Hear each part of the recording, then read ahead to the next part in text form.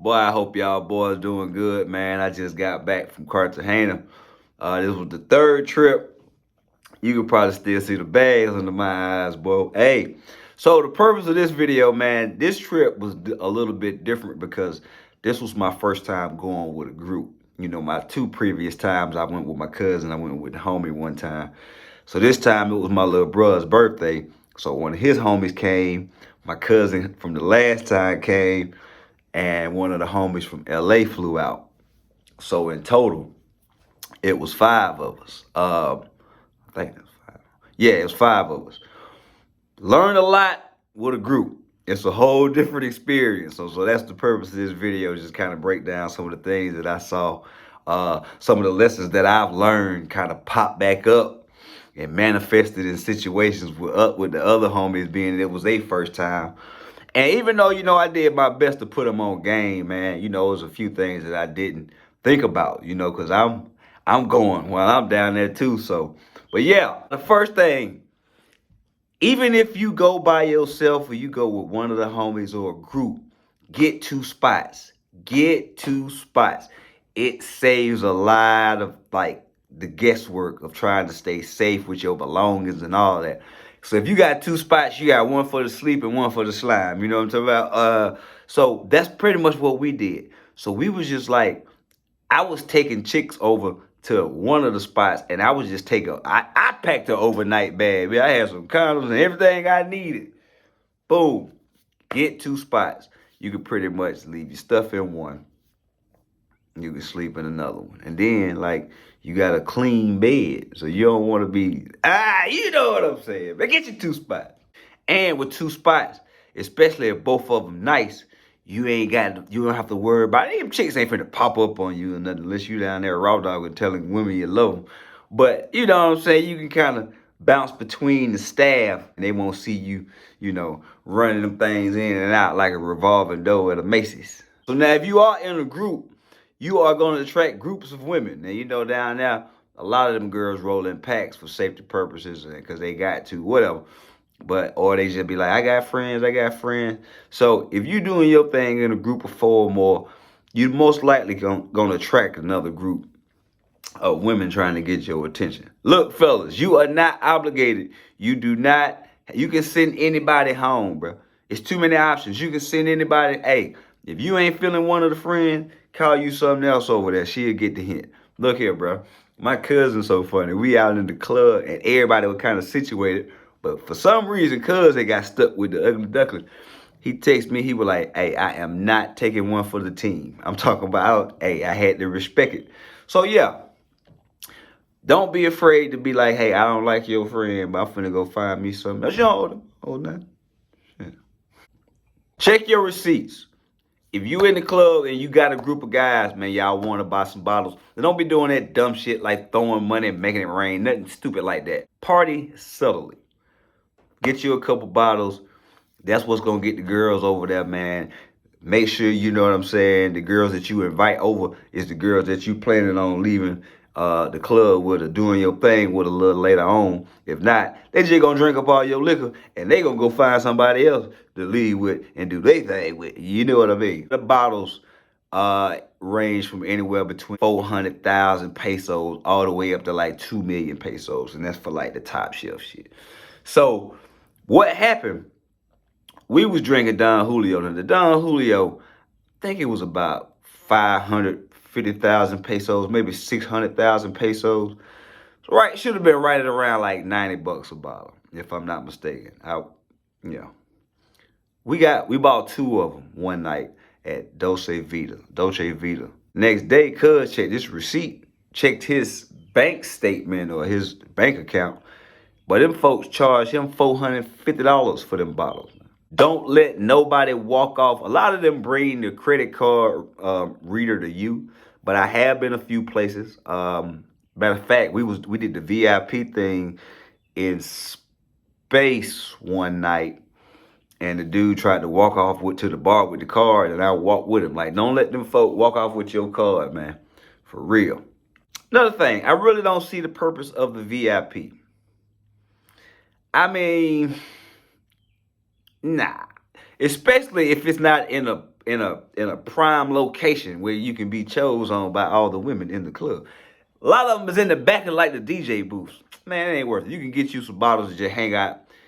You want to hang out around the dough area. That's the best place to be at the club in Cartagena. So you can get first deals on them things when they come in that dough. Something that I know came to bite me on the ass.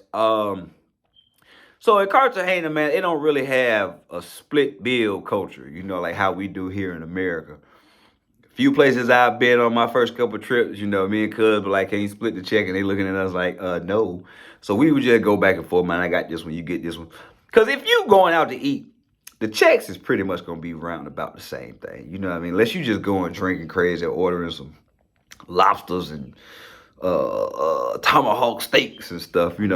But basically, I don't know why I let these dudes talk. We wanted to walk on the beach. That's what happened. We wanted to walk on the beach. And when we got on the beach, man, the harassment on the tourist beaches, Beach Hollywood, that's down there. We was down in the Laquito area. So Beach Hollywood or whatever it's called. Bruh, we had a few drinks, man. We had met some chicks. They came over. Was from Cali, Colombia. Boy, one of them was. Boy, that thing was fine. Ended up spending like, man, damn close to $175 US on drinks, bro. Like, and that was my time in the rotation, so I had to bite that bullet. Don't drink on the beach. You can drink near the beach, but when you get on the beach, man, don't let them walk you over to them huts and be bringing you all that stuff, man. Check your receipts, check your bill.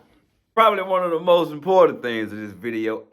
Negotiate up front, negotiate up front. I know y'all heard me talk about that before in my previous videos, but this one kind of came back and reared his ugly head on this trip. So one of the homies, it was his first time. Shout out to him. He know who he is.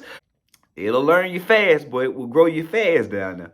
So it's crazy because the chick that he ended up having this situation with, I would choose her. Boy, that girl, I'm talking about, you know how sometimes you just see your speed and you be like, yes, sir. Make you walk off from your crew and you don't tell them nothing. Yeah, she was that fine.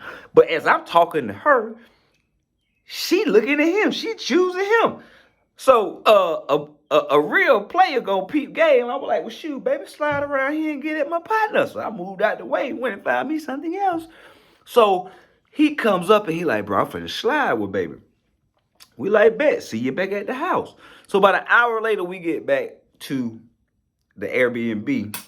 And let me know in the comments if you want to know the name of it, because it was guest friendly. They had a little twist with the guest thing, but they were cool, man. Shout out to the staff. But it was some cool cats, man, the security dudes. But anyway, so we get back to the Airbnb, and they on the patio. She giving them a lap dance. So I'm like, from my experience, whenever you get back to a spot and the chick's still there, if she ain't sleep, they ain't smashed yet. So they get up and they go in the room, but she come right back out and sit at the table in the living room with this look on her face. So he come outside and he like, man, shouted to my, she want 300 US. I'm like, what? So I'm talking to my cousin. We both look at him like, oh, first timer. Oh, poor guy.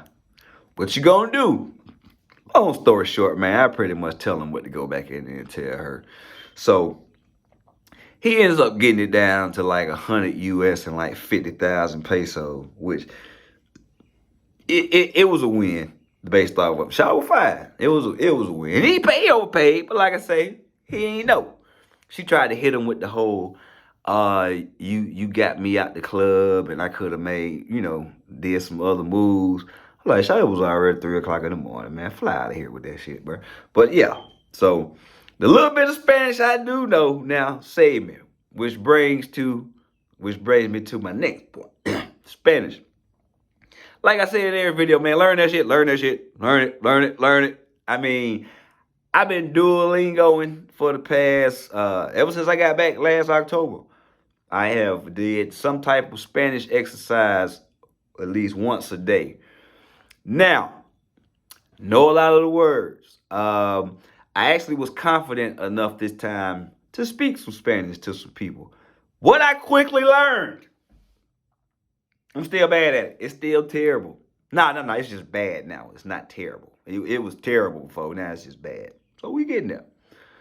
Um, in America, man, we get taught Mexican Spanish, which is different from Colombian Spanish. You know, just some of the phrases, some of the greetings, some of the ways they say "excuse me." Like in Mexico, they might say "perdón," but in Colombia, they say "disculpe." That's what "excuse me" means. You know, some people say "que pasa" in Colombia. I've heard a few people say it, but I said it to a few people that looked at me like, what the fuck you talking about? So yeah, Spanish, man. It was I know what I need to work on. Like I say, I know a lot of the vocabulary. I know how to say certain things. I just don't know how to put them damn sentences together. That's the hard part because even some of the girls I was talking to, I would say in my mind what I knew was a sentence, but she was like, huh? And I'm like, oh, I forgot the T and the lies and all that shit.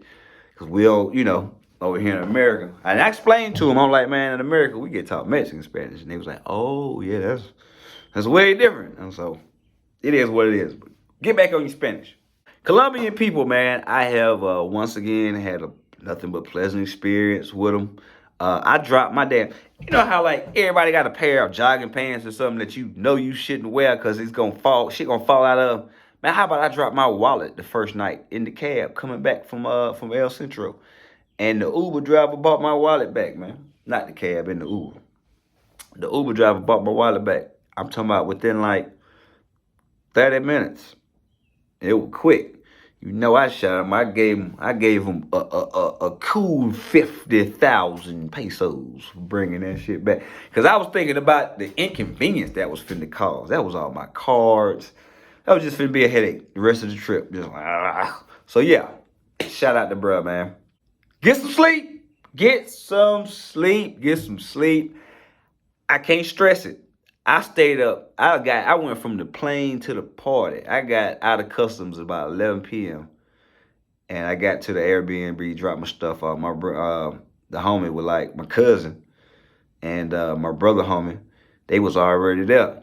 They was like, man, shoot, you trying to go out? I ended up going out that night back at the Airbnb. I saw the sun come up 4 days in a row.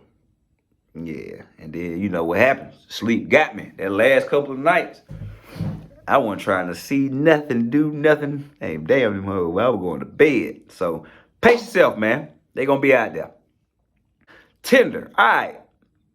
Tinder and Medellin is damn near forbidden. Everybody tell you like stay away, don't do it, run. And I would pretty much say the same thing for Cartagena too, because you got too many more options out in the streets. Now, if you got an Airbnb situation where you can kind of protect yourself with the ID situation and kind of vetting the girls a little bit, then Tinder the move in Cartagena. I ain't gonna lie. I downloaded it. I don't fool with Tinder in the States for obvious reasons, but I can make another video on that bullshit. Tinder in Colombia, man, that's it's overwhelming. It is overwhelming. Like, it's overwhelming. I got so many conversations I just started and I never finished them. It's just overwhelming. But my little brother and them, man, they were making it work. Last night, man, that my little brother was in town. He has something fall through, man. She was cool, like she kicked it for a little minute. And we was out there smoking, drinking, politicking. She spoke a little English. She probably stayed about 6 hours. You know what I mean? And I had put bro on game, so he ain't overpay. So hey, man, it'll work for you if you know what you're doing.